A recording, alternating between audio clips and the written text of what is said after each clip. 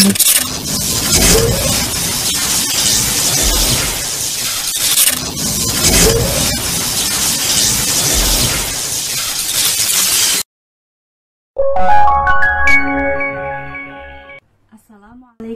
warahmatullahi wabarakatuh. Selamat pagi anak-anak. Apa kabar kalian hari ini? Semoga kalian selalu sehat dan selalu dalam lindungan Allah Subhanahu wa Ta'ala.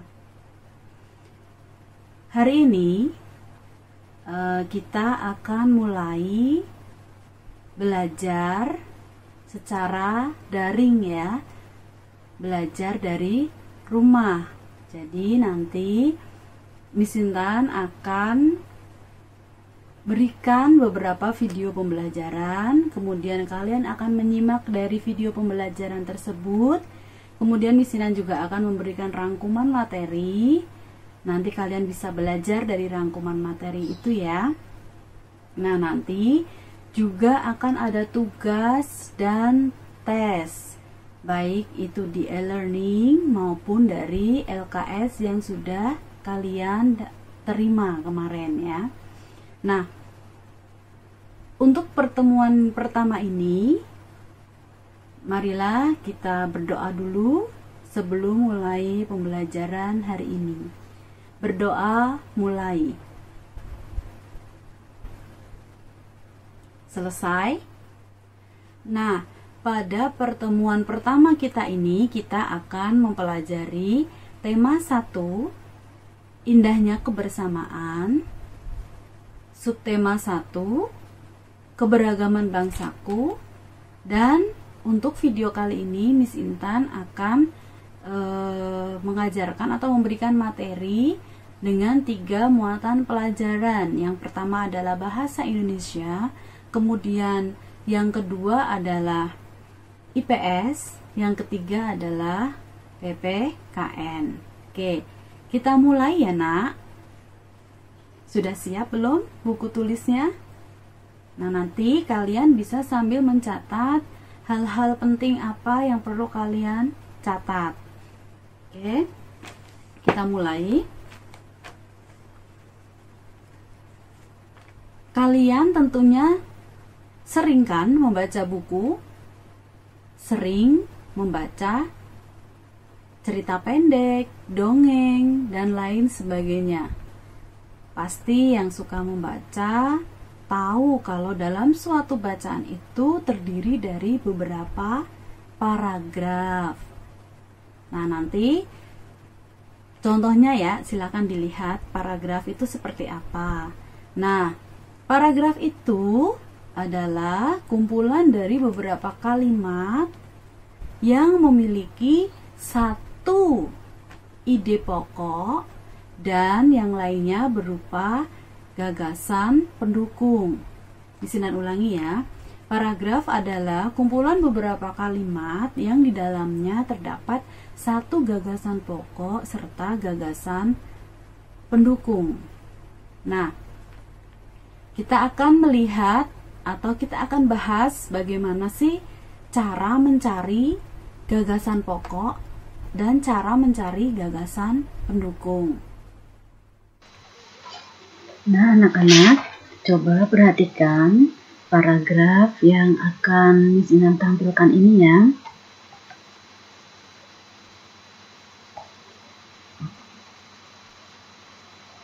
Ini dia paragrafnya. Miss Intan akan bacakan sekilas. Pawai budaya sangat menarik bagi warga kampung Babakan. Pawai ini selalu menampilkan keragaman budaya Indonesia. Udin dan teman-teman tidak pernah bosan menanti rombongan pawai lewat. Tahun ini, mereka datang ke alun-alun untuk melihat pawai tersebut. Kakek Udin pun terlihat sabar menanti. Terdengar suara gendang yang menandakan rombongan pawai semakin dekat. Nah, setelah kalian baca paragraf ini, coba kalian tentukan mana yang menjadi kalimat utama, mana yang menjadi kalimat pendukung. Sudah?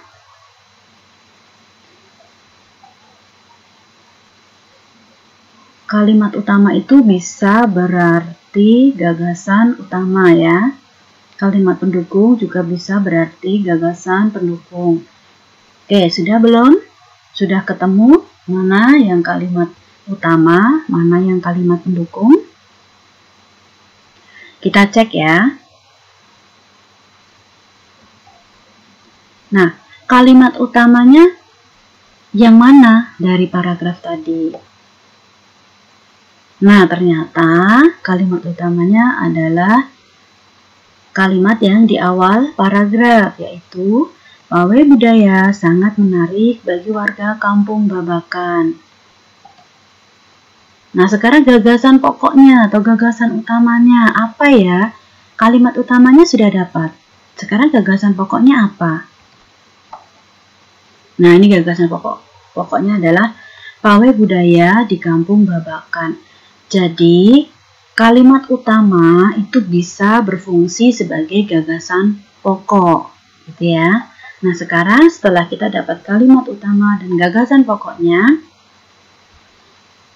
berarti kalimat yang lainnya adalah kalimat pendukung atau gagasan pendukung. Yuk kita cek.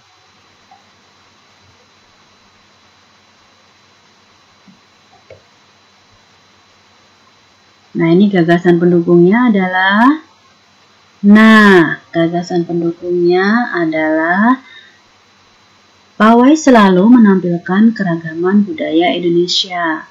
Udin dan teman-teman tidak pernah bosan menanti rombongan pawai lewat. Tahun ini mereka datang ke alun-alun untuk melihat pawai. Warga bersabar menanti. Suara gendang menandakan rombongan pawai semakin dekat. Sudah jelas belum anak-anak? Jadi dalam satu paragraf itu terdiri dari satu gagasan utama dan kalimat yang lainnya menjadi gagasan pendukung. Oke. Nah, sekarang kalian lihat. Tadi kalimat utamanya itu berada di mana sih dalam paragraf itu? Apakah berada di awal, ataukah berada di paling belakang atau paling akhir dari paragraf, atau berada di antara awal dan akhir? Nah, ini misalnya sudah kasih tanda warna ungu supaya kalian bisa paham ya. Di paragraf yang baru kita baca tadi, kalimat utamanya itu ada di awal paragraf. Jadi, paragraf ini disebut paragraf deduktif. Ya, namanya apa? Deduktif. Jadi, paragraf di mana kalimat utamanya atau gagasan pokoknya itu berada di awal paragraf disebut paragraf deduktif. Sekali lagi, paragraf di mana kalimat utamanya atau gagasan pokoknya itu berada di awal paragraf, seperti yang kita lihat, seperti contoh kita ya, itu disebut paragraf deduktif. Paham, nak? Kalian sudah menyaksikan tadi paragraf yang telah kita pelajari bersama-sama. Nah, jadi kita bisa menyimpulkan bahwa misalnya dalam satu paragraf itu ada 5 kalimat.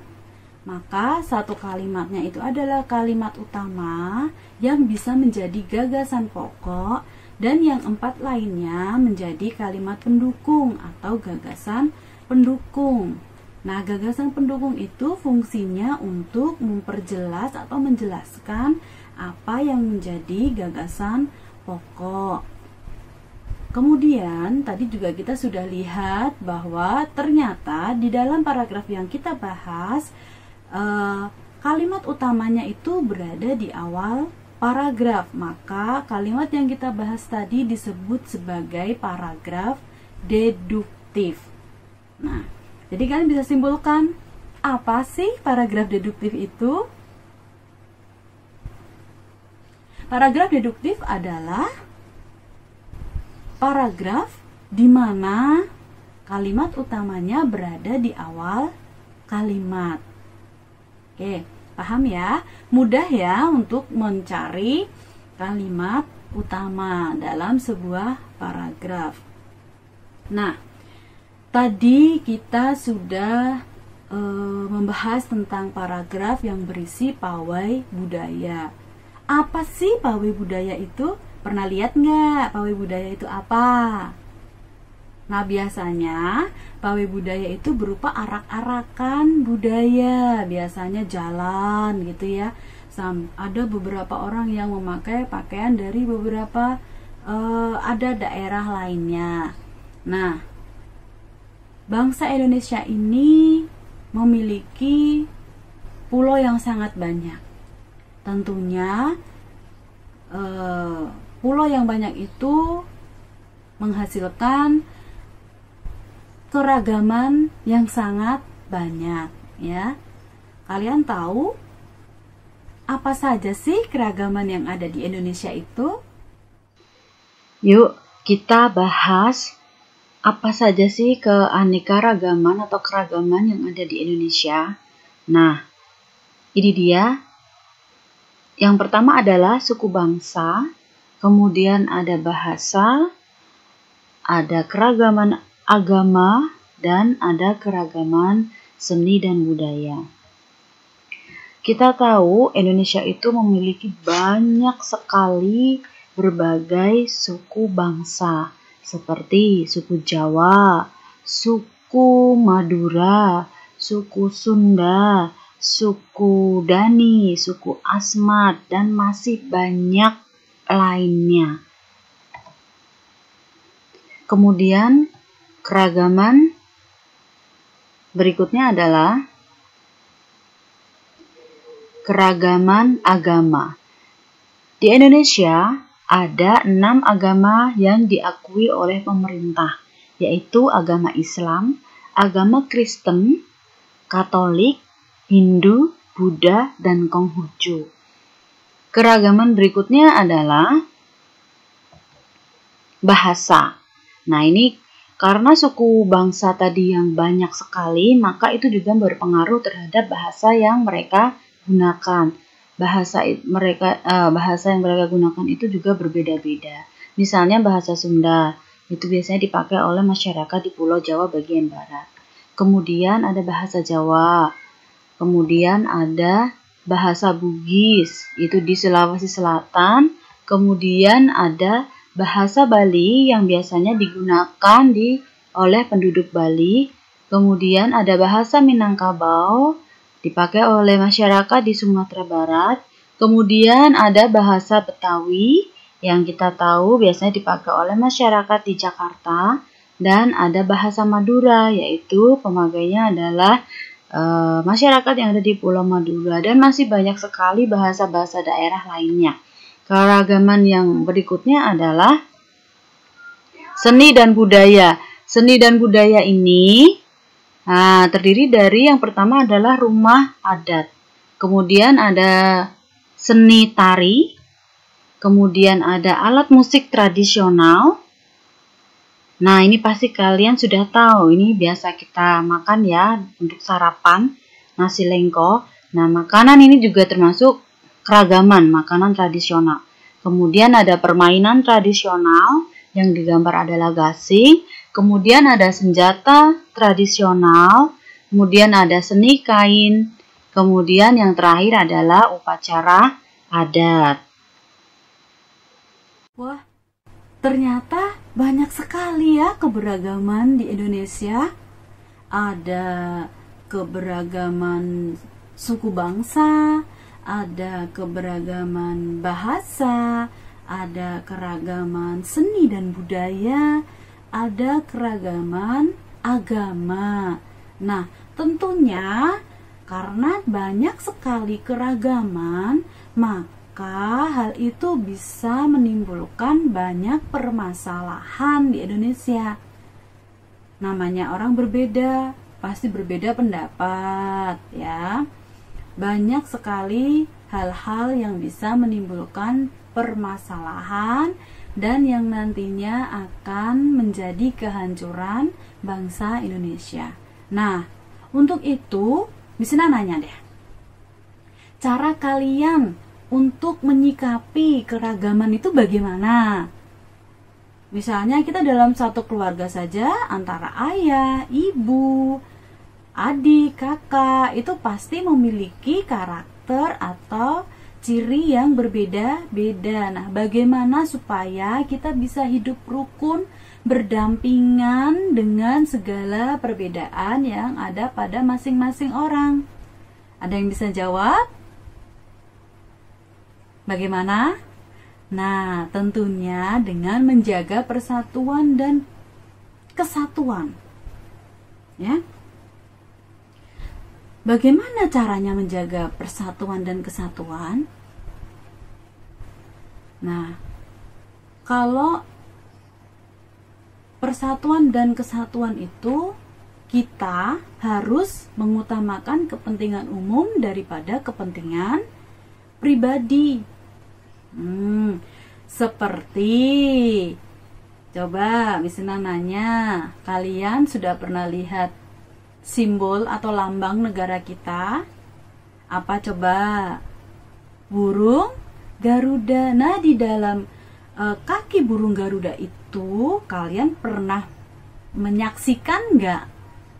Ada apa sih? Apa sih yang dicengkram oleh kaki burung Garuda itu? Nah, kayak ada pitanya gitu ya. Nah, tulisannya adalah Bhinneka Tunggal Ika. Apa itu Bhinneka Tunggal Ika? Bhinneka Tunggal Ika adalah semboyan bangsa Indonesia.